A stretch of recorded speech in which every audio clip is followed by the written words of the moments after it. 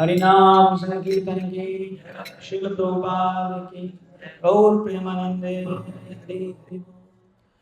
आज के इस प्रातःकालीन सत्र में आप सभी का स्वागत है।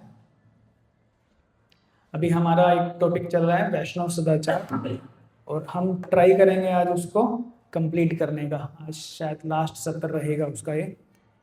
तो सबसे पहले हमने पिछले सप्ताह किन किन बिंदुओं के ऊपर चर्चा की थी, कोई बताना चाहेगा? क्या क्या टॉपिक हमने लास्ट टाइम लिया था? एक भी पॉइंट याद नहीं? भगवान के नाम में विश्वास होना।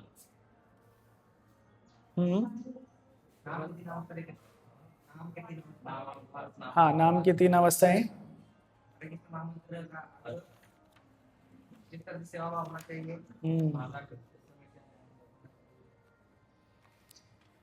Very good, right. फिर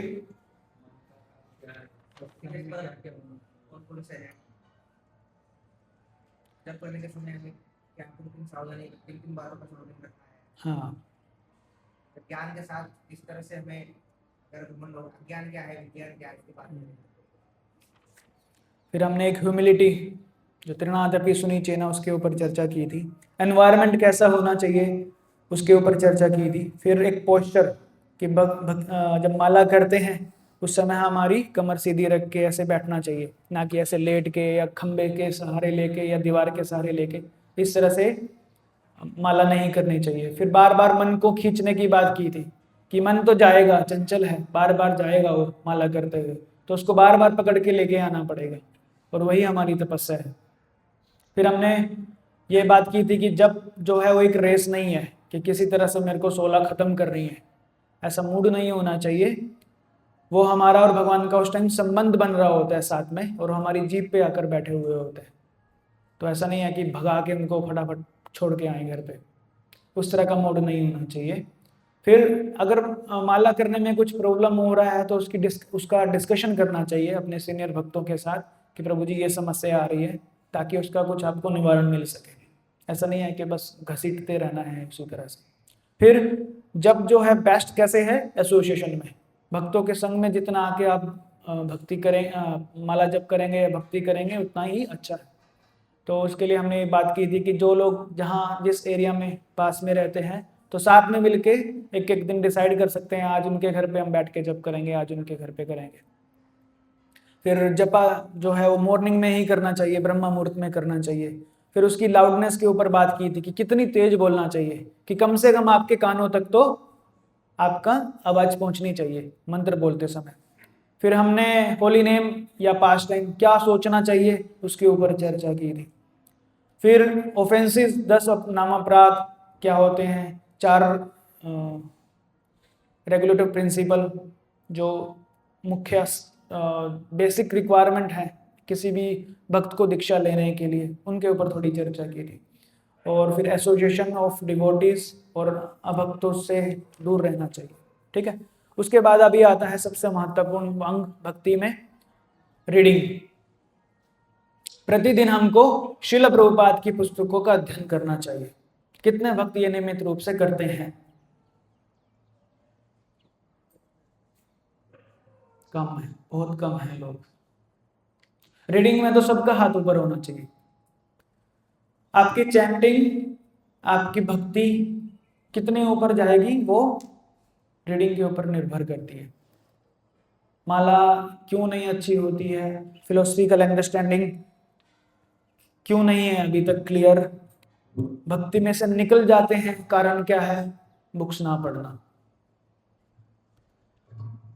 क्योंकि जब तक हमको सिद्धांत का पता नहीं होता है ना, भक्ति आपने देखा होगा बहुत सारे अन्य संप्रदाय भी चलते रहते हैं समाज में, लेकिन वो भक्ति को एक साहजिया की तरह लेते हैं। विदग्ध प्रभु आए थे एक बार, उन्होंने एक एग्जाम्पल दिया था, नहीं, उनकी बुआ को कुछ ऐसा स्मरण हुआ, ऐसा आए, वो भगवान को इस तरह से वो मतलब जैसे फिल्में देख लेते हैं ना, तो उससे हम मोटिवेट हो जाते हैं कि शायद इस तरह से ही होगा जब भगवान आएंगे, तो मिलने आएंगे, किसी से बात करने आएंगे। क्यों? क्योंकि हमको सिद्धांत की पकड़ नहीं होती है। ऐसा नहीं है कि वैसा हो नहीं सकता है, वैसा हो सकता है। कल मैं एक ड्रामा देख रहा था, माधवेंद्र पुरी वाला, जिसमें उस पुजारी को रात को स्वप्न आया कि ये इस एल्टर के पीछे, पर्दे के पीछे खीर का आपको ये मिलेगा बर्तन, और वो खीर जाके माधवेंद्र पुरी को दे के आओ, वो वहाँ उस बाजार में बैठे। ऐसा नहीं है भगवान किसी के साथ बात नहीं कर सकते, कर सकते हैं वो बात।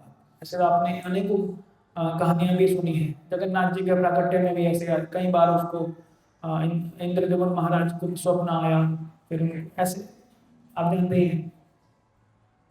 लेकिन सबसे पहले एक साधक के लिए क्या आवश्यक है कि उसकी फिलोसफिकल अंडरस्टैंडिंग क्लियर होनी चाहिए। और वो कैसे होगी? पढ़ाई करने से, ज्यादा हेयरिंग करने से। जितना ज्यादा सुनेंगे, जितना ज्यादा पढ़ेंगे, हमारे डाउट्स क्लियर हो जाएंगे भक्ति में। अगर डाउट्स क्लियर नहीं होंगे तो हम उसको सहज रूप से लेंगे भक्ति को, और वो हमारे पतन का एक कारण बन सकता है।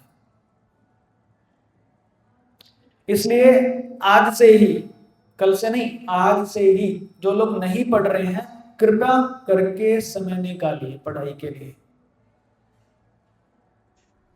और प्रभु जी लोग जो काउंसलर हैं, जो भी हमने 3 ग्रुप बनाए हैं, उसमें देखते रहिए कि कौन भक्त पढ़ाई नहीं कर रहे हैं। थोड़ा आप भी एक बार पर्सनली ये बताना पड़ेगा, क्योंकि ये बहुत इंपॉर्टेंट है पॉइंट। अन्य किसी शिला प्रभुपाद की पुस्तकें भी आपने पढ़ ली ना, फिर ऐसा नहीं है कि आपको और बहुत अधिक पुस्तकें पढ़ने की जरूरत है। अन्य कोई पुस्तक पढ़ने का भी, ये खत्म करने के बाद, वैसे ये कभी खत्म होती नहीं है। आपने एक बार पढ़ लिया, सिलेबस का खत्म हो गया, ऐसा नहीं है। आप उसको कितनी बार भी पढ़ेंगे, आपको उतनी बार ही नया नया आपको रस मिलेगा। जो महाराज हैं, जैसे 20-25 बार उन्होंने भागवतम पढ़ लिया। ऐसा नहीं है कि एक बार पढ़ लिया कोर्स खत्म, अभी तो बस देखेंगे क्या होगा एग्जाम में। वो तो आप जितनी बार पढ़ेंगे उतनी बार ही आपको अलग अलग रस मिलेगा, उसमें अलग अलग शिक्षाएं मिलेंगी जितनी बार पढ़े। चाहे करके देख लेना, आप जिन्होंने भगवत गीता पढ़ ली है, एक बार उसको फिर से उठा के देखना, पढ़ के देखना, तो अगली बार आपको कुछ नई चीजें समझ में आएंगी उसमें से। शायद वॉल्यूम थोड़ा कम करना पड़ेगा, हमें साउंड करना है, थोड़ा सा कम कर दो उसको, तो हल्का सा कम कर दो, बस 10 होगा ना तो 9 के तक कर दो, हमिंग साउंड हो रहा है। उसके बाद रीडिंग जो है वो एक सीरियस मैटर है, उसको बहुत अटेंटिव और सिस्टमेटिक तरीके से पढ़ना चाहिए, क्योंकि हम उसमें से कुछ ग्रहण करने वाले हैं। ऐसा नोवेल की तरह नहीं है, बुक ली, पढ़ ली और बंद कर दी, ना तो हमको कुछ पता चला, बस हमने ऐसा लाइनें पढ़ ली, क्या हुआ? नहीं, हमको उसमें से ग्रहण करना है। हमारे लिए उसमें क्या है, वो हमारे लिए ही है। फिर उसमें से जो पॉइंट्स हैं, अगर आप बुक पढ़ते हैं ना, उसमें से कुछ पॉइंट्स भी बनाइए कि मेरे को उसमें से क्या याद रखना है। मैं उस ऐसा सोच के चलिए कि मुझे वो पढ़ के उसमें से एक नोट्स बना के किसी दूसरे को बताना है, तो वो चीजें आपको याद रहेंगी। फिर वो याद रहेंगी तो फिर उनके ऊपर आप अमल कर पाओगे। पढ़ लिया, बुक बंद कर दी, जो पढ़ा गायब, ऐसा नहीं होना चाहिए। हर चीज का कुछ हेतु है, उद्देश्य है करने का, वो हमें हमेशा याद रखना चाहिए। अन्यथा आप सारी प्रोसेस भी फॉलो करोगे, लेकिन तब भी वो आपको रस नहीं मिलेगा, आपका भक्ति में स्तर बढ़ेगा नहीं, जब तक उसके ऊपर अमल नहीं होगा। मैं बार बार ये चीज के ऊपर इसलिए इतना स्ट्रेस देता हूं कि अमल करने से ही कुछ होगा। जैसे हमने पिछली बार भी ये पॉइंट देखा था ना कि डॉक्टर को सब दवाइयों का पता होता है, पर इसका मतलब ये नहीं है कि डॉक्टर बीमार नहीं हो सकते दवाई का नाम पता होने से। जब तक दवाई नहीं लेंगे तब तक कोई ठीक नहीं होगा। तो ये हमारे लिए दवाई का ही काम है, हमको लेना है उसको रोज, इस भव रोग को मिटाने के लिए। रोग भी पता है ना तो क्या है, भव रोग है हमारा। और रीडिंग प्रचारक के लिए तो बहुत जरूरी है। आपको जो लोग पुस्तक वितरण में जाते हैं, आपने देखा होगा कई बार हमको ऐसे व्यक्ति मिलते हैं जो काउंटर करते हैं। तो अगर आपको कुछ आता नहीं होगा तो आप क्या बोलेंगे? फिर आप क्या बन जाओगे? एक सेल्समैन की तरह हो जाओगे, पुस्तकें बेचने के लिए खड़े हो आप। फिर आप खुद कुछ नहीं आता है आपको बुक में से, सिर्फ बेचने के लिए खड़े हो वहां पे, ऐसा इमेज बन जाएगा। लेकिन अगर हमने वो बुक पढ़ी है तो हम बता सकते हैं सामने वाले को कि इस बुक में क्या है। इससे फायदा क्या है पढ़ने से, तब उसको इंटरेस्ट आएगा सामने वाले को लेने में भी, कि हाँ इसको खुद तो पता है एटलीस्ट कि क्या ले रहा है ये हाथ में। रीडिंग इज आल्सो हेयरिंग, पढ़ाई श्रवण भी है। जब आप पढ़ते हैं तो कान में जाती है ना, जब आप कुछ पढ़ते हैं तो कान में, तो हमको तो पता चलता है क्या पढ़ रहे हैं, तो रीडिंग के साथ साथ आपकी हियरिंग भी होती है। मन में भी पढ़ो तो भी हमको पता तो चलता है हम क्या पढ़ रहे हैं। जैसे बच्चों को भी साथ में लगाएं, अब मेरे कान तक भी बात पहुंची है कि बच्चों को भी साथ में लगाएं डिवोशनल सर्विस में, ऐसा तो ये दोनों का काम करता है। उसके बाद प्रभुपाद जी कभी भी डिवोशन के बाद के ऐसा शब्द यूज नहीं करते थे, वो डिवोशनल सर्विस यूज करते थे, राइट, सेवा। तो ये इस वर्ड के बारे में आपने शायद पहले भी सुना ही होगा। तो अपने को सेवाओं में लगा के रखना चाहिए हमको। अनेकों अनेकों तरह की सेवाएं हैं, जिस तरह का आपका मूड है, जो आप कर सकते हैं, जितना अधिक कर सकते हैं, सेवाओं की कोई कमी नहीं है। उसके बाद एक महत्वपूर्ण अंग आता है डीटी वर्शिप, अर्चा विग्रह की पूजा करना। हर एक गृहस्थ के घर पर यह जरूरी है कि घर में एक मंदिर हो जहां पे आप पूजा करते हैं। किसी के घर पे नहीं है, ऐसा कोई है जिनके घर पे मंदिर ही नहीं है अभी तक? सबके घर पे है। आप दूसरे वरिष्ठ भक्तों से पूछ सकते हैं मंदिर सेटअप कैसा हो एक वैष्णव के लिए। अगर आप अभी एक इस्कॉन में आ चुके हैं और आगे भक्ति इस तरह से और कर इसी परंपरा में आगे बढ़ना चाहते हैं, तो आपके घर पर मंदिर का सेटअप किस तरह का हो वो आप किसी वरिष्ठ भक्त से पूछ लें, अगर आपको नहीं पता है तो। जिसमें राधा कृष्ण, गौर निताई और गुरु परंपरा का होना आवश्यक है। राधा कृष्ण, गौर निताई, नरसिंह भगवान है, जगन्नाथ जी हैं, और नीचे गुरु परंपरा। ये जो नीचे वाली लाइन है उसको गुरु परंपरा बोलते हैं। तो ऐसे स्टेप बाय स्टेप होना चाहिए सब कुछ। मंदिर के स्तर पर ना, हाँ, ये जरूरी नहीं है कि जैसे हमारे मंदिर में होता है अर्चा विग्रह की पूजा उस लेवल की हो। घर पे शायद वो करना सबके लिए संभव नहीं है, आइडियली करना चाहिए, लेकिन नहीं है संभव, पर फिर भी हमको कुछ हद तक वहां पे सेवा करनी चाहिए भगवान की। सुबह शाम कम से कम 2 बार आरती करनी चाहिए भगवान की, भगवान को भोग लगाना चाहिए अल्टर में रखकर। जब घर पर कोई ना हो, जैसे कभी किसी काम के लिए आप पूरा परिवार बाहर चले गए, तो भगवान को उस समय आपके अल्टर को घर पे विश्राम की अवस्था में छोड़ना चाहिए। जैसे रात को हम बंद करके विश्राम देते हैं भगवान को, उस अवस्था में छोड़ सकते हैं भगवान को। और अगर किसी के लिए संभव है कि कोई जैसे पास में कोई डिवोटी रहते हैं घर के पास में, वो सेवा अगर संभाल सकते हैं तो उनको भी दी जा सकती है। और इन सब कार्यों में बच्चों को साथ में लगाना चाहिए। बच्चों जब कम उम्र में होते हैं तो जल्दी पिकअप कर लेते हैं। अगर आप उनको सिखाओगे तो वो भी बहुत उत्साह से करेंगे। बच्चों में ऐसे कुछ नए नए कार्य करने के लिए वैसे भी एक ये रहता है कि मुझे कुछ नया सीखना है, नया सीखना है। तो अर्चा विग्रह की जब आप पूजा कर रहे हो तो बच्चों को भी साथ में लगाओ, वो बहुत खुशी से करेंगे। और कुछ कार्टून वार्टून देखने के अच्छा है कि ऐसी कुछ सेवाओं में लगाओगे तो लग जाएगा। मृदंग सिखाना चालू कर दो, करताल बजाना चालू कर दो, कीर्तन करो साथ में, फिर वो अपने आप किया करेंगे। मेरे को याद है मेरे जैसे मैं हरियाणा में रहता था, मेरे घर पे छुट्टियों में मैं ताऊ जी के यहाँ चले जाता था। वो हिमाचल में रहते थे, कसोली नाम की जगह है, ठंड होती है वहाँ पे, समर वेकेशन में वहाँ चले जाते थे। तो हम वहाँ पे कीर्तन करते थे। मेरे ताऊ जी, मेरी छोटी बहन है एक, मेरी ताऊ जी की लड़की, हम दोनों को लेके वो कीर्तन करते थे हम शाम को बैठ के, नहीं जैसे करते हैं ओम जय जगदीश हरे, ऐसा कर करके।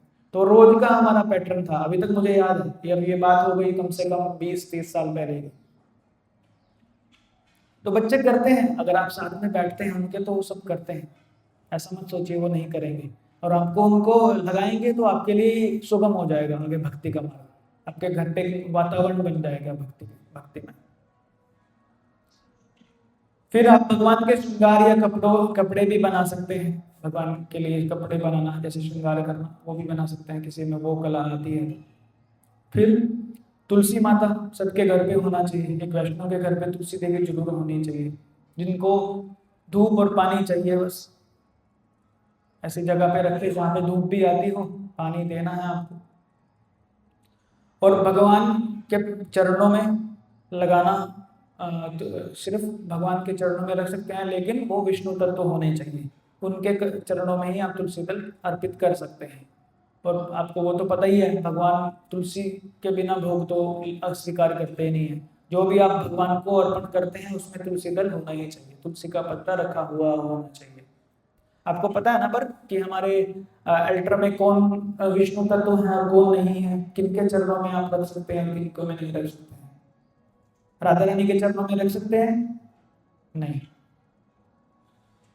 कृष्ण भगवान के गौर निताई के चरणों में रख सकते हैं, उधर जगन्नाथ और बलदेव जी के चरणों में रख सकते हैं, और नरसिंह भगवान के चरणों में रख सकते हैं। यहाँ इस एल्टर में जो फोटो हैं उनके हिसाब से मैं बता रहा हूँ, ठीक है। इनमें ये विष्णु तत्व हैं जो मैंने अभी नाम लिए, उसके अलावा किसी के चरणों में नहीं रख सकते।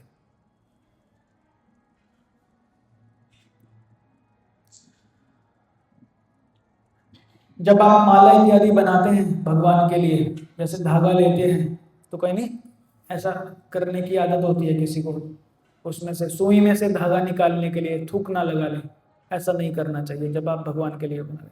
अगर ऐसी स्थिति है कि आपको वो करना है, उसको गीला करना है, तो पानी रखो साथ में। थूक सलाइवा का कहीं पे भी यूज नहीं करना है। किसी भी सेवा में गलती से भी सलाइवा टच नहीं होना चाहिए हाथ में। अगर हो गया तो पहले हाथ धोना है, नहीं तो वो अशुद्ध हो जाएगा चीज। अच्छे सुगंध वाले फूल लगाने चाहिए। हालांकि आजकल बहुत मुश्किल है सुगंध वाले फूल पाना। इनमें से कितने भी फूल हैं, ये हाइब्रिड हैं, कुछ खुशबू नहीं आती है, दिखने में अच्छे दिखते हैं, खुशबू होती ही नहीं है, सब हाइब्रिड है। अभी मैं जब घर गया था, मैं अभी कुरुक्षेत्र गया था मैं, तो 4:30 बजे पहुंचे हम वहाँ पे शाम को। उसी टाइम मंदिर खुला हमारे सामने ही।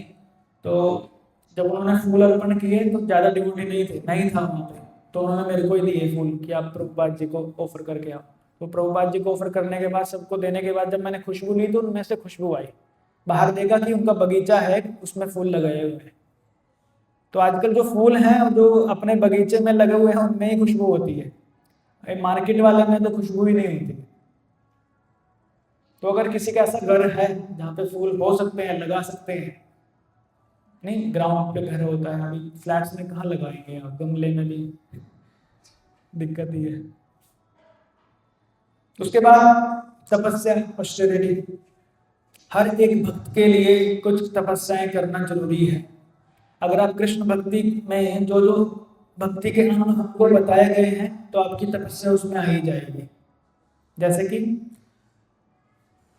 जल्दी उठना, सर्दी हो, गर्मी हो, धूप छाव कभी हो, आपको जल्दी उठना है, सुबह में ब्रह्म मुहूर्त में उठना है, ठंडे पानी से स्नान करना है, आपका खाना पीना रेगुलेटिव होना चाहिए। ऐसा नहीं है कि कभी भी कितना भी खा लेते हैं।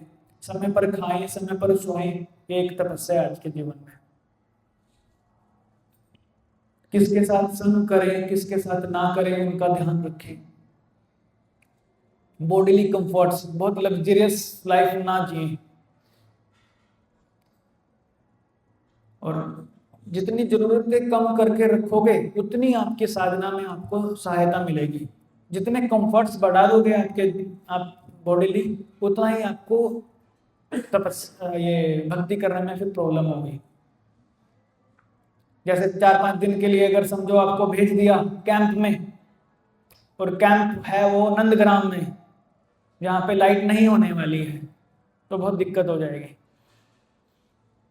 मान नहीं, कोई शहर में ही जन्मा है, उसने कभी अंधेरे में जीवन बिताया नहीं है, एक रात भी नहीं की है, और वहां पे ना लाइट है ना पंखा है, मच्छर काट रहे हैं, असुविधा हो रही है, तो ऐसे हो सकता है ना ऐसी सिचुएशन कभी भी। तो इनके लिए अपने को तैयार रखना चाहिए कि कभी ऐसा भी हो सकता है हमारे साथ। जैसे पहले साधु बाबा होते थे या वो हिमालय में चले जाते थे, ऐसे कोई इनको फोर्सफुली नहीं भेजता था ना, अपने आप जाते थे। वो ऐसी स्थिति में अपने आप रहते थे जंगल में, जहां लिमिटेड खाने का है। भरत महाराज पूरी दुनिया के वो राजा थे, अपने आप गए थे छोड़ के सब कुछ राजपाट जंगल में। क्यों? क्योंकि वो उसके लिए वहां पे भक्ति के लिए समय निकाल सके। हाँ, वो बात अलग है कि वो फिर हिरण के उसमें आके, वो आप स्टोरी जानते ही हैं, ये हुआ, लेकिन वो खुद जाते थे ऐसे ही। हर चीज का एक समय होता था। कोई पहले ब्रह्मचारी का पालन करना, उसके बाद गृहस्थ जीवन बिताना, और जो गृहस्थ में नहीं आने चाहते थे फिर वो ब्रह्मचारी का पूरे नैष्टिक ब्रह्मचारी बने रहना पूरी उम्र तक, फिर वानाप्रस्थ हो जाना, संन्यास आश्रम, पूरे उसके हिसाब से ही चलते थे। तो हमारा भी वो ध्येय तो होना चाहिए कम से कम कि हम भी उस पथ पर चलना है आगे जाकर। भक्तों के लिए कुछ विशेष दिनों पर उपवास करना चाहिए। एकादशी है, किसी आचार्य के ये आविर्भाव दिवस है या तिरोभास दिवस है, उन पर, नरसिंह चतुर्दशी है, जन्माष्टमी है, ऐसे अनेक पर्व आते हैं जिन पर हम उपवास रखते हैं। और उपवास रखने का हेतु क्या होता है? उस दिन अपनी बोडली आवश्यकताओं को कम कर कर भगवान की सेवा में अपने समय को ज्यादा से ज्यादा लगाना। लेकिन होता क्या है आजकल, आपने देखा होगा, गुजराती तो बहुत खाते हैं, उस दिन ज्यादा खाते हैं, अलग अलग तरह के कई फराली बना के लेके आते हैं। रखा उपवास है, एक डिब्बा सुबह का, एक थोड़ी उसके बाद का, एक दोपहर का, फिर शाम का, रात का, वो बोलते हैं उपवास है। मतलब उस दिन कारण ये है उपवास रखने का। प्रभुपाद जी एक बार, इवन भक्ति सिद्धांत सरस्वती महाराज का है वो एक टॉपिक, क्या हुआ था एक बार कि उन्होंने एकादशी निर्जला रखा और सब लोग मंदिर में लेटे हुए हैं, मंदिर के हॉल में लेटे हुए हैं भक्त लोग। सेम एक वाक्य ऐसा राधानाथ स्वामी के साथ भी है। भक्तों लोगों ने निर्जला एकादशी रखी हुई है और वहां लेटे हुए हैं। गौरांग प्रभु ने एक लेक्चर में बताया था। तो गुरु महाराज वहां से राउंड पे आ रहे थे, उन्होंने देखा ये क्या चल रहा है, क्या? बोले प्रभु जी, हमारा सबने निर्जला एकादशी रखी है और आराम कर रहे हैं। बोले तुरंत सबके लिए प्रसाद बनवाओ, उनको प्रसाद दो, सबको नगर संकीर्तन में भेजो। मतलब उपवास का मतलब ये नहीं है कि आप खाना बंद करके लेट जाओ आराम करो, इसका मतलब ये नहीं है। अगर आप निर्जला नहीं रख सकते तो आप कुछ प्रसाद ले लो, पानी ले लो, फ्रूट ले लो, दूध दूध ले लो, लेकिन सेवा ज्यादा करना है उससे। आपकी बॉडी अगर ऐसा नहीं मान रही है कि वो अन्न लिए बिना नहीं चलती है, आप लेट ही जाओगे, वो भी सही नहीं है। इससे अच्छा तो आप कुछ जल ले लो, फ्रूट ले लो या दूध ले लो और उस सेवा करो, बजाय इसके कि निर्जला रखने के बाद आप लेट जाओ। समझ गए ना क्या मतलब है उसका? एकादशी महीने में 2 बार आती है, केवल उपवास करना ही पर्याप्त नहीं है। उस दिन भगवान की सेवा हमको ज्यादा से ज्यादा करनी चाहिए, जिससे हमारी श्रद्धा और प्रेम बढ़े भगवान के प्रति। और लेवल ऑफ फास्टिंग सबसे उच्च श्रेणी का, जैसे मैंने बताया, निर्जला है। लेकिन अगर आपकी बॉडी एक्सेप्ट नहीं करती है निर्जला करके, वो एकदम आपको लेटना ही पड़ जाता है, तो आप जल ले सकते हैं। जल लेके भी काम नहीं चल रहा है, कुछ फ्रूट ले सकते हैं। फ्रूट लेके भी कुछ काम नहीं चल रहा है तो दूध ले सकते हैं। दूध लेके भी काम नहीं चल रहा है तो फिर ये जो हम लेते हैं मोरैया, साबूदाना इत्यादि कुछ ले सकते हैं। बस उसके आगे कुछ नहीं, हाँ रुक जाना है, पर एकादशी करना चाहिए। उसके बाद आता है चातुर्मास्य। ये 4 महीने कौन से होते हैं? मानसून के, जब एक साधु एक जगह रहकर अपने भजन को करता है और ट्रैवल नहीं करता है। पहले ऐसा होता था ना कि इतने रोड पक्के तो नहीं होते थे। साधु उन चातुर्मास में जहाँ पे भी होते थे वहीं रुक जाते थे वो, और वहां पे रहकर ही अपनी भजन क्रिया को आगे बढ़ाते थे। तो इसके लिए उस समय वो ज्यादा पढ़ाई करना, हमारे लिए भी यही कर सकते हैं, ज्यादा पढ़ना और फिर वो नियम पालन करना बेसिक।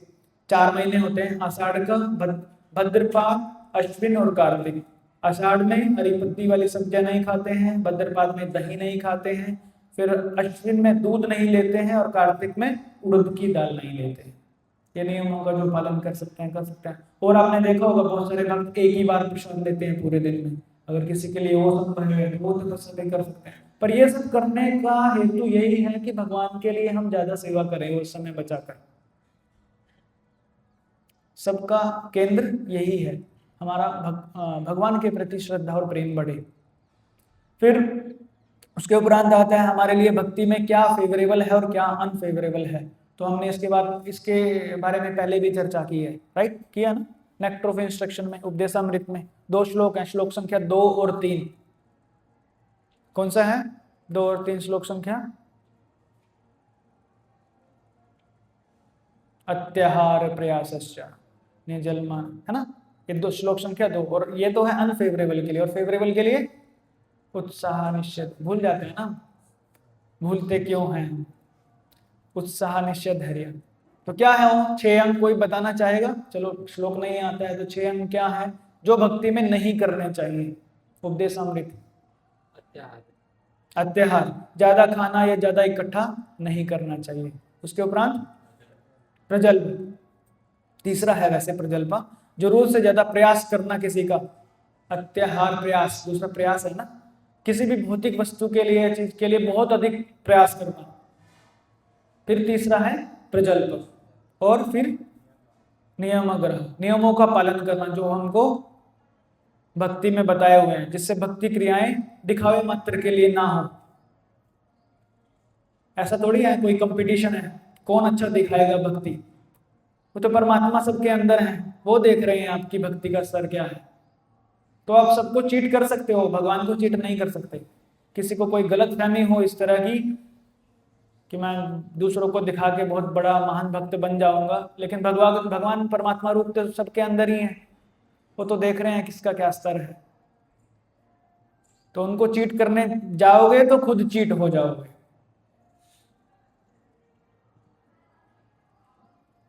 भक्तों से संबंध करना, 5वां अंग। और 6ठा, संसारी वस्तुओं के लिए ललायित रहना। फिर 6 फेवरेबल चीजें क्या हैं? पहले तो 3 बोला ही है मैंने, उत्साह, निश्चय, धैर्य। भक्ति क्या है? रातों रात होने वाली चीज नहीं है कि एक रात मैंने बहुत 64 माला कर ली और मैं शुद्ध भक्त बन गया, आंसू आ गए मेरे आंखों से एक रात में ही। ऐसा नहीं होगा। ये जब तक ये जीवन है, जब तक ये प्राण है शरीर में, तब तक की प्रोसेस है। कितने लोग रेडी हैं पूरा ये प्राण तब जब तक है शरीर में तब तक करने के लिए? सब रेडी हैं, तभी होगा, नहीं तो नहीं होगा। ऐसा कोई भक्त हम जानते हैं भागवतम में, चैतन्य चरितम में सुना है कि थोड़ी भक्ति की थी, बाद में बंद कर दी थी, पर फिर भी वो शुद्ध भक्त बने रहे? नहीं, मैं बोल रहा हूँ जिसने बीच में भक्ति छोड़ दी और वो शुद्ध भक्त बने रहे, उनको सेकंड चांस के वो स्पेशल एक ट्रीटमेंट मिला था। बाद में उन्होंने सेवा तो की थी हरिद्वार में जाके, अजामिल ने उनको एक सेकंड चांस मिला था नारायण नारायण बोलने से, पर ऐसा नहीं है कि वो शुद्ध भक्त बने रहे थे भक्ति छोड़ देने के बाद। भक्ति तो पूरा करना ही पड़ेगा, मतलब जब तक ये प्राण है इस शरीर में। प्रहलाद महाराज को भगवान के दर्शन हो गए, नृसिंह भगवान आ गए, इसका मतलब ये नहीं है फिर उन्होंने भक्ति छोड़ दी थी। भगवान ने उनको बोला कि तुम अभी ठीक है राजपाट संभालो वहां का, तो भी वो भक्त बने रहे। ध्रुव महाराज को ध्रुव पूरा ग्रह दे दिया, इसका मतलब ये नहीं है कि अभी चलो काम फिनिश, अब मिल चुका है मुझे जो चाहिए था, अब मैं भक्ति छोड़ सकता हूँ। नहीं, तब भी उन्होंने धर्म का पालन किया। वो भक्ति जब तक रहे तब तक उन्होंने उसका पालन किया। फिल्म में क्या होता है, एक्टर को एक्ट्रेस मिल जाती है और वहां फिल्म खत्म हो जाती है, उसके बाद का तो कभी नहीं दिखाते हैं ना। हमने जो फिल्में देखी हैं उसमें एक्टर का संबंध कैसे स्थापित होता है वो देखते हैं, और जब वो मिल जाती है बस खत्म कर देते हैं फिल्म, क्योंकि उसके बाद का दिखाएंगे तब है असली तो तब आता है ना, जब झगड़े शुरू होंगे, बच्चे होंगे, फिर वो एक दूसरे को देखना पसंद नहीं करेंगे, तब शुरुआत तो वहां होती है। पर हमारा ऐसा सब नहीं होना चाहिए ना, भगवान का दर्शन कर भी लिया तो भी हम भगवान के और ज्यादा दर्शन करने के लिए लायक रहना चाहिए। उसके बाद रेगुलेटिव प्रिंसिपल, जो भक्ति के श्रवण कीर्तन विष्णु स्मरण और 4 नियमों का पालन है वो करते रहना है, अभक्तों का संग छोड़ना है। ये 5वां अंग उसमें भी है इसमें भी है, इतना इंपॉर्टेंट है। चैतन्य महाप्रभु क्या कहते हैं? अभक्त संग छड़ी एई वैष्णव आचार। ये बहुत मुख्य अंग है। एक वैष्णव का, अभक्तों का संग नहीं करता। और हमने बहुत सारी चर्चा की है इसके ऊपर, तो अभी और रिपीट नहीं करेंगे। छठा अंग है फेवरेबल में पूर्ववर्ती आचार्यों के दिखाए हुए रास्ते पर चलना। प्रभुपाद जी ने अपने पुस्तकों में सब कुछ डाल दिया है, हमें और इधर उधर देखने की जरूरत नहीं है। तो जो प्रभुपाद जी ने बताया वो हम उनके करो बस, वही हमारे लिए सर्वोत्तम है। जो ब्राह्मण दीक्षित हैं उसके आगे टॉपिक है, ब्राह्मण दीक्षित भक्तों के लिए गायत्री मंत्र करना, मंत्र जपना चाहिए। प्रत्येक प्रयास भगवान की सेवा एवं अर्चा विग्रह की पूजा हेतु होना चाहिए उनका। जो ब्राह्मण दीक्षित है उनके लिए अन्य कुछ और सेवा करने का मतलब नहीं है। मतलब इन द सेंस उनके लिए तो पूरा एब्जॉर्प्शन होना चाहिए कि बस मेरा तो जिंदगी का यही मकसद है। उनके लिए फिर कुछ मुझे परिवार से कैसे चलाना है वो चलाना, उनके लिए वो नहीं है। फुल टाइम हो जाता है जिनको ब्राह्मण दीक्षित मतलब वो फुल टाइम होना चाहिए, और कोई कुछ शरीर की आवश्यकताओं के लिए कार्य नहीं, सिर्फ भगवान की सेवा के लिए कार्य। फिर इंपॉर्टेंस ऑफ टाइम, जीवन का प्रत्येक क्षण अनमोल है, तो एक क्षण को भी ना खराब करें। हमारा हर एक प्रयास अपने को ज्यादा से ज्यादा भगवान की सेवा में लगाने के लिए होना चाहिए। जो हमें यह मानव जीवन मिला है और उसमें भी भक्तों का संग प्राप्त है, उसे गंवाना नहीं चाहिए। हम इतने भाग्यवान हैं कि श्रील प्रभुपाद ने हमें इतना अच्छा सिस्टम बना के दिया है कि सब कुछ इजीली अवेलेबल है।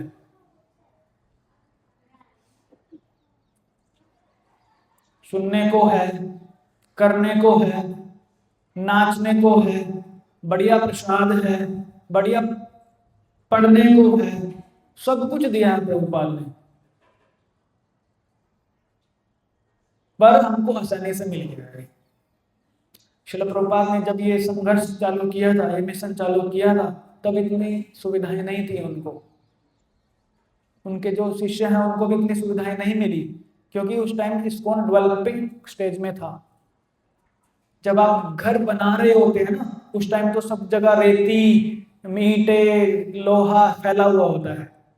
उस टाइम आपको जो घर इमारत बन के तैयार होगी उसका जो सुख मिलने वाला है, उस टाइम सुख नहीं मिलता है। तो उन्होंने वो फेस देखा है प्रभुपाद के शिष्यों ने, जब वो इमारतें बन रही थी, जब सब कुछ जगह कचरा जैसा फैला हुआ था, फिर धीरे धीरे करके बनता गया। और आप अभी उस स्थिति में हैं जब इमारत बन चुकी है, जब वहां सोफे लग चुके हैं, जहां एसी लग चुका है, जहां प्रसाद सीधा यहीं आता है प्लेट में डालकर, आप उस स्थिति में हैं। अगर आप ये अभी भी नहीं कर सकते भक्ति, फिर कभी नहीं कर सकते, ये समझ लेना बस। आप उस स्टेज में हैं। आप मतलब हम, मैं भी। हमारे हर एक का प्रयास अपने को ज्यादा से ज्यादा भगवान की सेवा में लगाना होना चाहिए। जो हमें यह मानव जीवन मिला है उसमें, ये हमने पढ़ लिया। उसके बाद आता है ऑफरिंग, आरती। आरती जो करते हैं उनमें किन किन वस्तुओं की जरूरत होती है, उसकी सीक्वेंस क्या है और कैसे उसका करना चाहिए। जो लोग करते हैं वो देखते हैं, आप समझते भी हैं, फिर भी मैं एक बार रिपीट करता हूँ किन किन वस्तुओं की जरूरत होती है आरती की थाली के लिए, जो हम यहाँ पे करते हैं। एक प्लेट होनी चाहिए बड़ी सी, जिसमें 3 अगरबत्तियां होनी चाहिए, घी के 5 दिए, भगवान के स्नान के लिए एक छोटा शंख, एक छोटा बर्तन भगवान के स्नान हेतु जिसमें हम पानी रखते हैं, एक साफ कपड़ा, वस्त्र, जो रुमाल हम भगवान को शरीर पहुंचने के लिए यूज करते हैं, सुगंध देने वाले फूल एक छोटी प्लेट में होने चाहिए, चामर, मोरपंख, घंटी, आचमन, पंचपात्र जो ये होता है, उसमें एक छोटी चमची जिससे हम वो जल लेते हैं, बजाने के लिए शंख, और आसन जिसके ऊपर खड़ा हुआ हो जाता है, जिसके ऊपर हम खड़े होके आरती करते हैं। आचमन, सबसे पहले हम आचमन, इसको आचमन बोलते हैं, आचमन पात्र। सबसे पहले हम आचमन लेते हैं राइट हैंड में, राइट हैंड को शुद्ध किया, फिर लेफ्ट हैंड को शुद्ध किया, ठीक है, और 3 बार करते हैं ऐसे, छोटी चमची से जल डालकर। सॉरी। और उस समय क्या बोलना चाहिए? ओम केशवाय नमः। फिर दोबारा सॉरी, फिर दोबारा पानी पीना चाहिए। थोड़ा पानी लेते हैं। और फिर ऊपर बताई गई विधि को दोबारा करना है। उस समय बोलना है हमको ओम नारायण नमः। फिर तीसरी बार करना है उसको, उस समय बोलना है ओम माधवाय नमः। जब हम तिलक स्टार्ट करते हैं, यहाँ से स्टार्ट करते हैं ना, ओम केशवाय नमः, फिर यहाँ पे ओम नारायण नमः, ओम माधवाय नमः, ओम गोविंदाय नमः। इनका कारण क्या है? इन जो हम 12 नाम लेते हैं, ये कहाँ से आए? ये 12 नाम ही क्यों लेते हैं? इसका भी एक कारण है। अभी मैंने 3-4 दिन पहले पढ़ा चैतन्य चरितमृत में, वो मैं बताता हूँ अभी थोड़ी देर में, क्यों क्यों ये यही नाम हमने चुने। फिर भगवान को प्रणाम करके अपने गुरुदेव को अपने गुरुदेव की आज्ञा लेनी चाहिए और पूजा की विधि आगे बढ़ाना चाहिए। आरती की विधि की सीक्वेंस क्या है? सबसे पहले 3 बार शंख बजाना है, उसे पानी से धोना है सबसे पहले। उसके बाद फिर हाथ पर आचमन करना है, जो भी आप भगवान को अर्पित कर रहे हैं उस पर भी आचमन करना है। और घंटी बाएं हाथ में, घंटी को हम बाएं हाथ में रखते हैं। ये जो भी क्रियाएं करते हैं वो राइट हैंड से करते हैं। और सब वस्तु को कमर से ऊपर रखना है। पहले हम घंटी, मैं एक नीचे कर रहे थे, तो मैंने और ऋषिकेश प्रभु जी ने एक बार पढ़ा, ये एक बुक में लिखा हुआ है कि घंटी का बजाना जो है कमर से ऊपर होना चाहिए।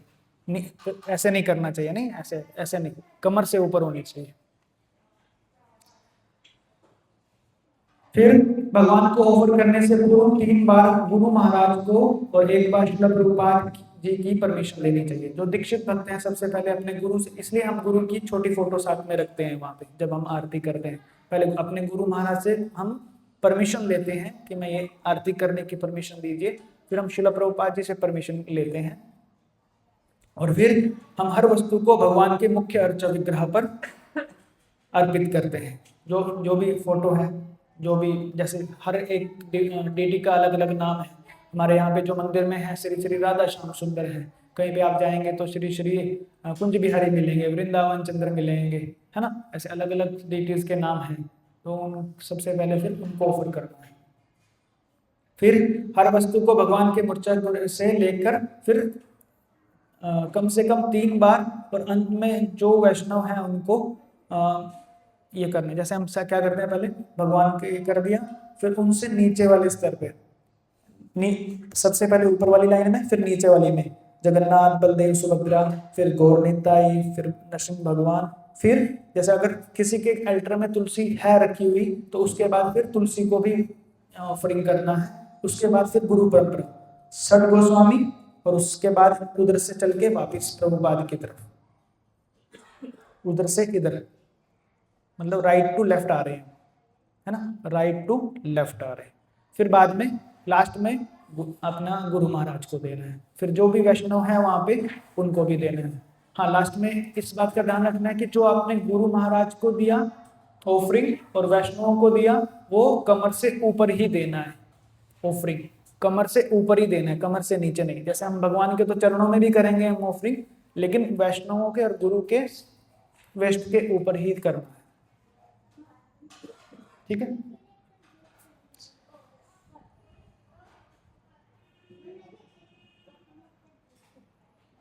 फिर अगरबत्ती हमको कितनी बार करना है? 7 बार, प्रत्येक डेटी के ऊपर 7 बार। घी के दिए 4 बार भगवान के चरणों में, 2 बार कमर पर और 3 बार मुख पर, और 7 बार फिर पूरे शरीर पर, जो हम उसमें करते थे दीपदान के समय पे। से घी का दिया। फिर भगवान को स्नान के लिए एक शंख, जो छोटा शंख का पात्र होता है, उसमें जल लेकर 3 बार भगवान के सिर के ऊपर, मतलब जल डाल रहे हैं हम, ऐसा समझ लो, भगवान के ऊपर, और 7 बार पूरे शरीर पर।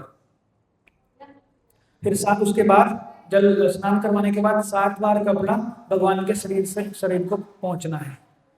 मतलब ये जो मैं 7 बार या जितनी बार भी बोल रहा हूँ, मिनिमम होना चाहिए। ऐसा नहीं है कि फिक्स 7 बार हो गया बंद कर देना है, आप उससे ज्यादा भी कर सकते हो। भाव होना चाहिए, मतलब वो आपके अंदर, वो इंपॉर्टेंट है। ठीक है, पर इतनी बार तो कम से कम करना ही चाहिए। फिर 7 बार फूल भगवान के शरीर पर करना चाहिए, फिर चामर डुलाना चाहिए और उसके बाद मोरपंख करना चाहिए। कार्तिक मास से शिवरात्रि तक मोरपंख नहीं करते हैं शरद ऋतु में। शरद ऋतु में जो लास्ट में मोरपंख करते हैं वो बंद कर देते हैं। अभी जब शिवरात्रि आएगी उसके बाद स्टार्ट होगा मोरपंख।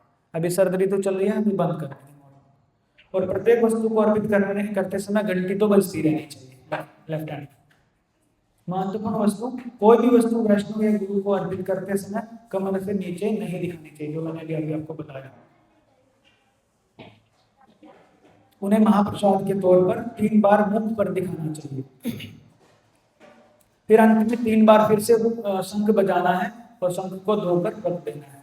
जो जो वस्तुएं आपने यूज की हैं अभी आरती में, उनको फिर आचमन करके, जैसे मोरपंख है, चामर है, उसको वहीं पे टांग देना है।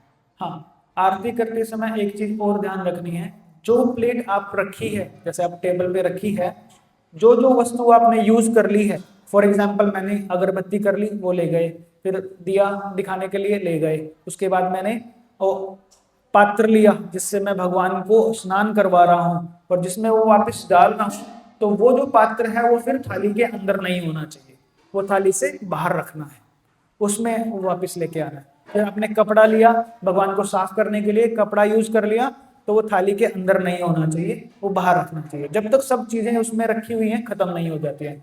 फिर उसके बाद आप फूल लोगे, फूल भगवान को ऑफर करोगे, फूल रखने के बाद वो आप दे दोगे एक भक्त को, जो सबको दिखाएंगे फूल, और वो जो पात्र जिसमें आपने फूल लिया हुआ था वो उस थाली के अंदर नहीं रखना है, वो बाहर रखना है। समझ गए ना? मुख्य थाली में जब तक सब चीजें यूज नहीं हो जाती, जब सब हो जाएंगी फिर आप डाल के धोने के लिए ले जाओगे, लेकिन तब तक वो अंदर नहीं रखना है। ठीक है? उसके बाद अंत में 3 बार शंख बजाना है, पानी से धोना है, और उसके बाद प्रेम ध्वनि बोलते हैं, जब विष्णुपाद पर वो वाला पूरा। और प्रेम ध्वनि होने के बाद जो भक्त दीक्षित हैं उनको अपने गुरु को प्रणाम करना होता है, फिर प्रभुपाद जी का प्रणाम मंत्र बोलना होता है पूरा। ये जब हम IDC होता है उसमें ये बताया था हमको, इसको डिसाइपल कोर्स होता है तो उसमें बताया था। जो भी आरती करते हैं हम, उसके बाद जब प्रेम ध्वनि बोलते हैं तो प्रेम ध्वनि के अंत में पहले अपने गुरु का प्रणाम मंत्र बोलना है, दीक्षा मंत्र, और फिर प्रभुपाद जी का प्रणाम मंत्र बोलना है। उस बुक में लिखा हुआ है प्रभुपाद जी का केवल मंत्र का पहला 2 श्लोक है ना प्रभुपाद जी के, लेकिन ऐसा नहीं है, पूरा मंत्र बोलना चाहिए। नमो विष्णुपादाय कृष्ण प्रेष्ठाय भूतले श्रीमते भक्ति वेदांत स्वामी निति नामिने नमस्ते सारस्वते देवे। सारस्वते हैं, बहुत सारे लोग यहाँ सरस्वती बोलते हैं, सरस्वती नहीं है वहां पे, सारस्वते देवे गौरवाणी प्रचारिणी निर्विशेष शून्यवादी पाश्चात्य देशकारण। ठीक है? उसके बाद विजिटिंग होली प्लेसेस, धाम यात्रा के बारे में क्या बताया हुआ है? साथ में मिलकर धाम यात्रा एक महत्वपूर्ण पहलू है वैष्णव के लिए। यात्रा से पहले आप अच्छे से प्लान करें ताकि यात्रा के समय आपको फिर डिस्टरबेंस ना हो। आपका काम कुछ पेंडिंग छोड़ के आए हैं ऑफिस से या आपके काम से, फिर बार बार आपको फोन आ रहे हैं वहां पे, इसका क्या करूं उसका क्या करूं, तो आप वहां पे फिर धाम में डिस्टर्ब होंगे। और आपकी चेतना होनी तो चाहिए धाम में भगवान के नाम को बढ़ाने की, लेकिन वो फिर ध्यान रहेगा आपका वो जो फोन कॉल्स आ रहे हैं आपको या कहीं और जो भी काम पेंडिंग छोड़ के हैं। इसलिए जब आप जाओ तो एक ऐसा तैयारी करके जाओ कि मुझे वहां जाके फिर डिस्टरबेंस नहीं होना चाहिए। यात्रा का मतलब हमारी आध्यात्मिक शुद्धि, वहां पे जाके फिर प्रजल्प नहीं करना है। वहां जाके भी आप इधर उधर की बातें कर रहे हैं तो क्या मतलब।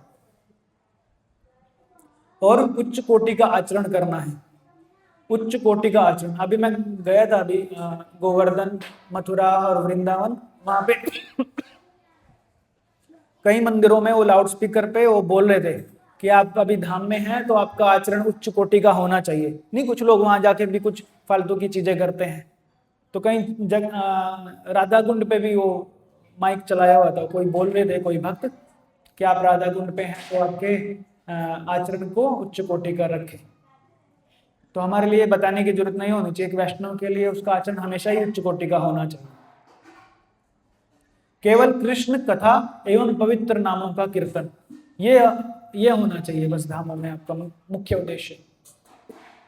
भक्तों को अच्छे से प्रेम से अन्य भक्तों के साथ रहना चाहिए। यात्रा के समय उन्हें जो भी नियम बताए जाएं उनका पालन करना चाहिए, ताकि व्यवस्था करने के लिए में भक्तों को सहायता पहुंचे।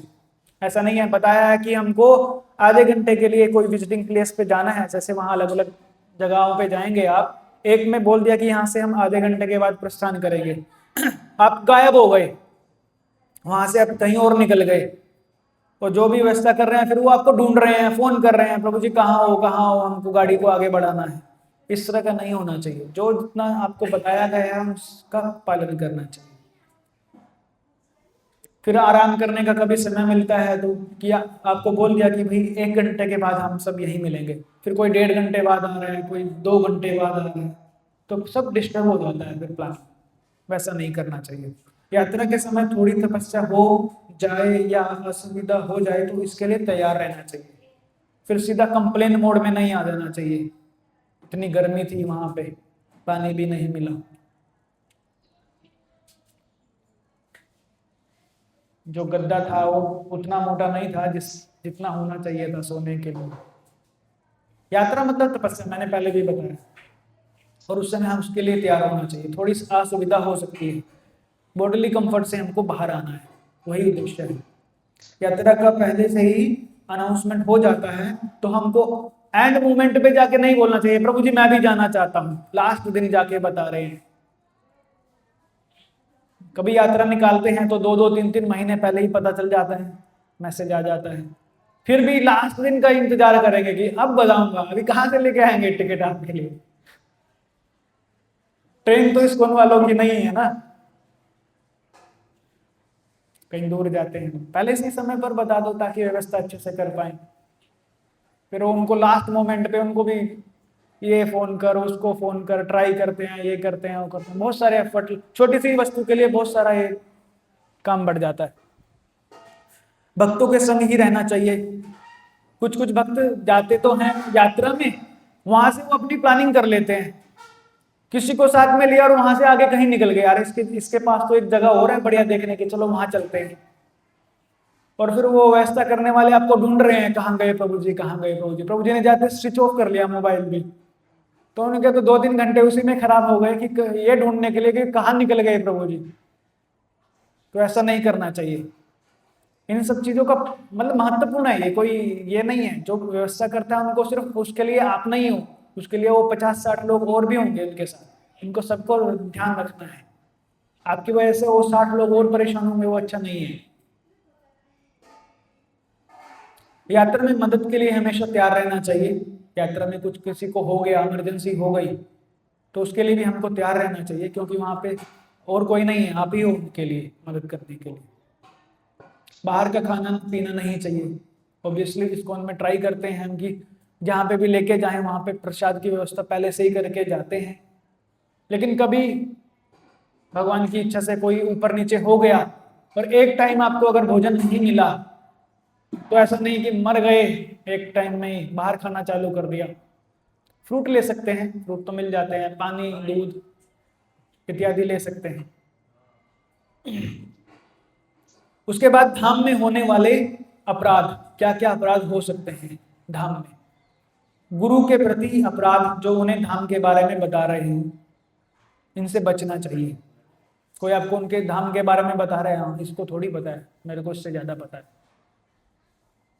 ऐसा नहीं सोचना चाहिए। यह सोचना कि यह धाम तो टेम्परेरी है।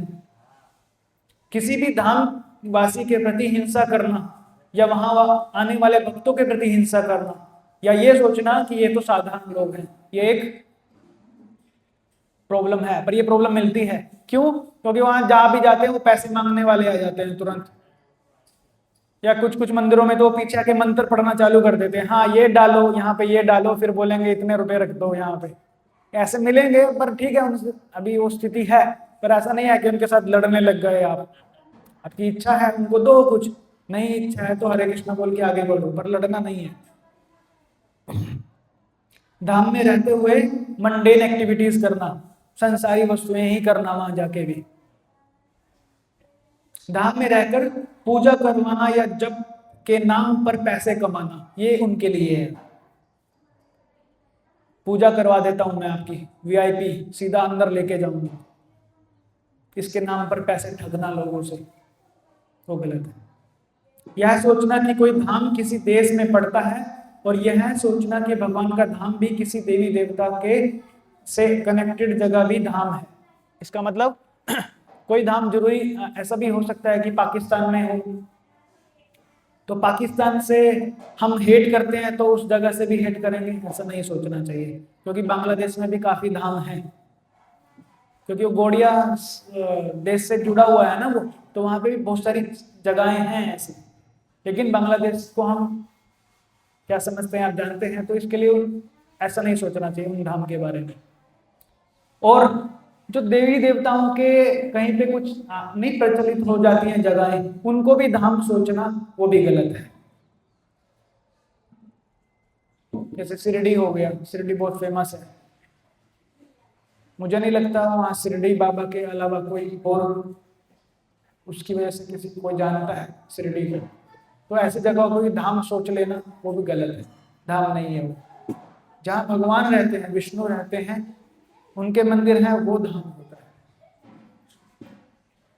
वृंदावन और नवदीप अलग हो, अलग समझना। नवदीप और वृंदावन में कोई अंतर नहीं है, इन दोनों को अलग सोचना अपराध होता है। शास्त्रों की निंदा करना जिसमें धाम का गुणगान किया गया हो, ऐसे शास्त्र जो आपको धाम की गुणगान करते हैं, उसकी महिमा के बारे में बताते हैं, उनका अपराध करना, उनको ये सोचना। श्रद्धा ना होना और धाम की महिमा को काल्पनिक समझना। धाम मतलब भगवान का घर, और वो उसके बारे में कोई भी हमको कुछ गलत वाक्य भी यूज नहीं करना चाहिए। जिनको नहीं पता है उनकी बात नहीं है, लेकिन आप लोगों को अब पता है, नहीं पता था तो इन सब चीजों का ध्यान रखोगे तो आपकी भक्ति में आपको ये मिलेगी, सहायता मिलेगी। ठीक है, खत्म हो गया हमारा वैष्णव सदाचार का टॉपिक। तो अभी बताइए आज के टॉपिक से जुड़ा या पिछले जो भी टॉपिक्स हमने लिए, कुछ आपका कोई प्रश्न है या कुछ उसमें ऐड करना चाहते हैं तो बताइए। जी ब्रो। वो जगह तो आपने बोला भगवान को बोलते हैं, तुलसी पत्र बिना वो भगवान अभी जैसे कि शाम को धराना है, भोग लगाना है, शाम को तुलसी पत्र तोड़ सकते हैं। तो आप क्या करते हो, तुलसी पत्ता तभी तोड़ के आते हो जब भोग लगाते हो, ऐसे करते हो? सुबह में निकाल लेता हूँ, हाँ लेकिन कोई बार ऐसा हो जाता है कि मौसम ज्यादा बन गई, हाँ, तुलसी पत्र कम पड़ गई तो नहीं है तुलसी पत्र, तो हमारे घर से लेने के लिए आ जाएगा।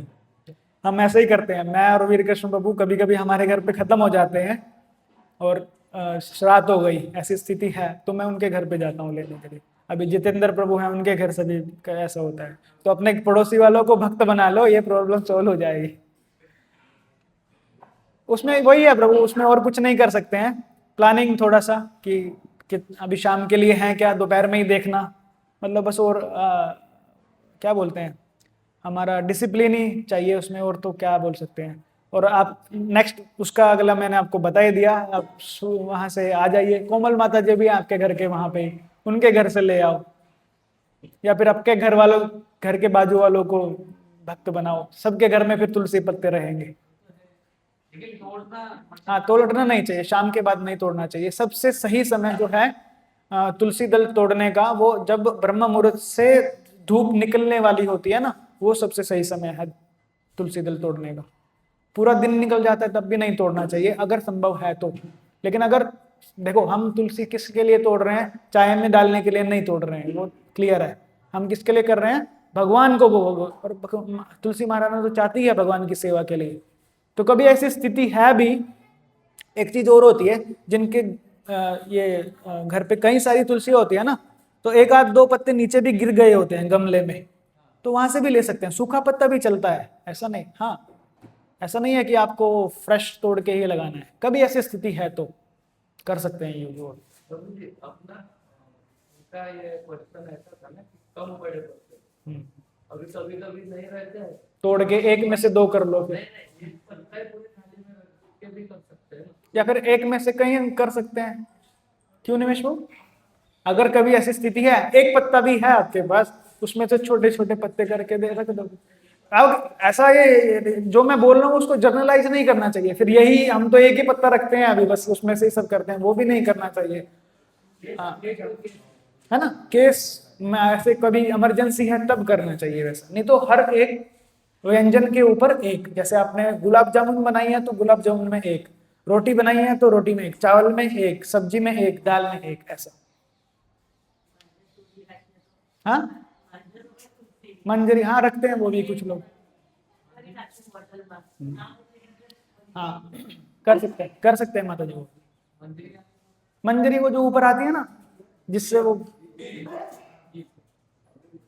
मैंने भागवत के बारे में पढ़ा था, कौन से आचार्य का था मुझे याद नहीं, कि उन्होंने ऐसा भी समझ किया था कि धाम के समय में धाम जाने से करना चाहिए, क्योंकि वहाँ पे जो धाम वासी जो है उनकी व्यवहार करते हैं, हमारी कुछ गलत धाम है वो तात्पर्य कि प्रभुपाद ने ऐसे बोले कि हम अभी उतने उन्नत स्तर पे नहीं है कि घर पे रह के उनके करना चाहिए, लेकिन फिर भी जाते तो लोगों को देख के मतलब हम उनसे बहस नहीं करें, लेकिन फिर भी उनको देख के ऐसा लगता है कि वृंदावन और फिर भी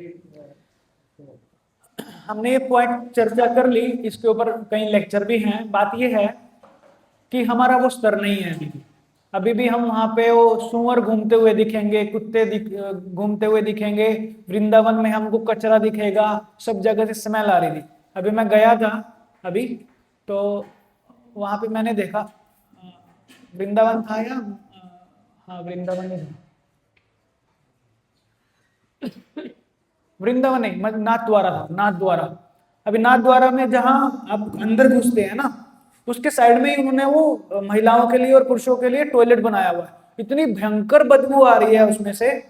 पर मैंने उसी टाइम वही सोचा कि देखो मेरी स्थिति अभी इतनी नीचे वाली है कि मैं यहाँ धाम में आ गया हूँ, भगवान के मंदिर में जा रहा हूँ, और मुझे अभी भी ये स्मेल वाला इशू आ रहा है। और मैं मतलब मन में तो सोचूंगा ही मैं ऐसा, है ना। उन्होंने ऐसी जगह पे बनाया हुआ है कि मंदिर में जाते हुए आपको इतनी स्मेल आएगी कि आप सोचोगे कि क्या हो रहा है। तो हमारी वो ऐसी स्थिति है इस टाइम, हम उस बद्ध अवस्था में हैं, इसके लिए ऐसा हम सोचते हैं। हम अभी भी धाम को उस लेवल पे नहीं जाके सोच सकते कि ये तो भगवान का धाम है, ये कभी अपवित्र नहीं हो सकता। और वहाँ के जो लोग हैं, इतना तो आप भी समझते हैं कि धाम में जन्मे हैं जो, या भगवान जो धाम में रहने वाले हैं, वो इजिली नहीं मिल जाता है किसी को भी अवसर। वो भगवान का कुछ ना कुछ अरेंजमेंट होता है। और ये जो मंकी वंकी जो भी वहां हैं, उन्होंने कुछ अपराध किए हैं पिछले जन्म में, पर उन्होंने कुछ इतनी सेवाएं भी की हैं जिनसे उनको धाम में जन्म भी मिल गया। लेकिन ऐसे कुछ अपराध भी किए हैं, तो ऐसा वो कोम्बो बना के भगवान ने उनको वहां डाला है। तो जो भी वो जो आपने बोला ना कि वो पैसे खींचने की करते हैं, बस विजिटर देखा और उसके पीछे पीछे चलना चालू, इतना दे दो उतना दे दो, कि क्योंकि उनमें कुछ भक्ति के साथ कुछ समझ गए आप, कुछ वो भी था साथ में, तो उसकी वजह से उनको वो करना पड़ा। पर ये अरेंजमेंट भगवान का है, हमको उस तरीके से देखना है। और हमको जैसे बताया मैंने कि उनके साथ हिंसा में नहीं जाना है या उस तरह से नहीं सोचना है। ठीक है, मेरे को जब नहीं पता था हम भी ऐसा ही सोचते थे जैसा आपने बताया, लेकिन जब हमको पता चल जाता है कि वो साधारण व्यक्ति नहीं है, धामवासी साधारण नहीं है, उनके ऊपर भगवान का सिग्नेचर लग के आया है कि इनको ढाल सकते हो आप धाम में। तो उस अभी आपका देखने का नजरिया बदलना चाहिए। वो अभयचरण सीरीज है, उसमें प्रभुपाद जी भी वो पांडा से परेशान हो जाते हैं, आपने देखी होगी वो। तो पांडा उनके पीछे पीछे चलने लगते हैं कि मैं तुमको चलो डायरेक्ट दर्शन करवाता हूँ, तुमको आलिंगन करवाता हूँ भगवान का, ऐसा बोलता है वो पांडा आके। अभयचरण सीरीज देखिए अगर किसी ने तो प्रभुपाद भी परेशान हो जाते हैं, अरे भाई मुझे नहीं करना है दर्शन, तुम जाओ, मैं अपने आप कर लूंगा अपने हिसाब से दर्शन। फिर वो जाके ऐसे ही किसी मंदिर में जाके बैठते हैं। फिर उनको एक वृद्ध पांडा मिलते हैं जो उनको जगन्नाथ जी के बारे में बताते हैं और बहुत अच्छे अच्छे भजन सुनाते हैं, वैष्णव सॉन्ग, और उनको प्रसाद भी देते हैं जगन्नाथ जी का। फिर वो बताते हैं कि हर एक पांडा ऐसा नहीं है, मतलब आपको दोनों तरह के लोग मिलेंगे, बस ये है कि हमारी किस्मत में क्या है वो मिलेंगे हमको। यस प्रभु। हम अपराध जो है उसमें हम हमारे मन में आता है क्योंकि हमारी स्थिति नहीं। तो मैंने ऐसे मतलब सुना है कि हम यात्रा जो है 3 दिन की हमें प्लान करनी चाहिए। 3 दिन तक मतलब अपराध मतलब ये होता है। धाम यात्रा हमें भक्तों के साथ प्लान करना चाहिए, फिर अपराध नहीं होते हैं। हम जब अकेले जाते हैं ना तब गड़बड़ होती है, क्योंकि हमको पता नहीं होता है। और ऐसी महिमाएं सुननी चाहिए बद्धाम के बारे में। वो तो नहीं, हम बहुत स्मार्ट सोचते हैं ना अपने आप को, इसके लिए उसमें से ये रिजल्ट उसका ये है। हाँ, वो आदित्य प्रभु बताएंगे इसके बारे में। आदित्य प्रभु कहाँ है, चले गए क्या? उनको पता है, ये लिखा हुआ है कहीं, मैंने भी सुना है ये कि 3 दिन तक रहते हैं तो जो भी अपराध करते हैं, क्यों करना है पर हमको अपराध? भक्तों के संग जाओ, कोई प्रॉब्लम नहीं हो। देखो अगर समझो महाराज की व्यास पूजा हुई या कोई श्रवण कीर्तन कैंप हुआ 7 दिन का हुआ, तो क्या हम 3 दिन के लिए प्लान करके जाएंगे? नहीं जाएंगे ना। दिल्ली जा रहे हैं तो हम अपना नाम है तो मतलब ऐसे सिचुएशन आपको इसका आंसर मिल चुका है ऑलरेडी।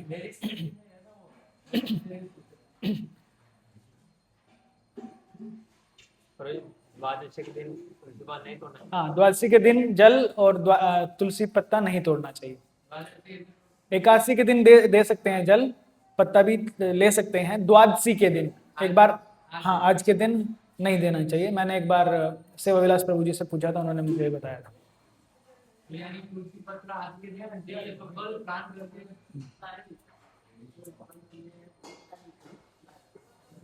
ये प्रभु, सॉरी आपकी आवाज नहीं आ रही है। हाँ, काला फ्रिज में रखते हैं नहीं होता है, 3-4 दिन तो आराम से चल जाते हैं फ्रिज में। तो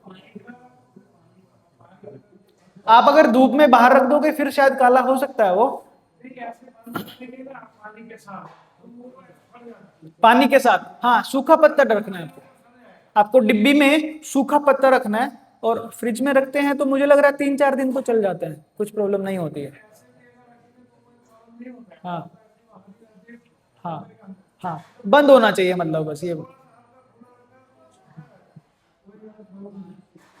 ठीक है, आज के लिए यहाँ विराम देते हैं आज की कथा को। श्रील प्रभुपाद की और भक्त वृंद की, अनंत कोटि वैष्णव वृंद की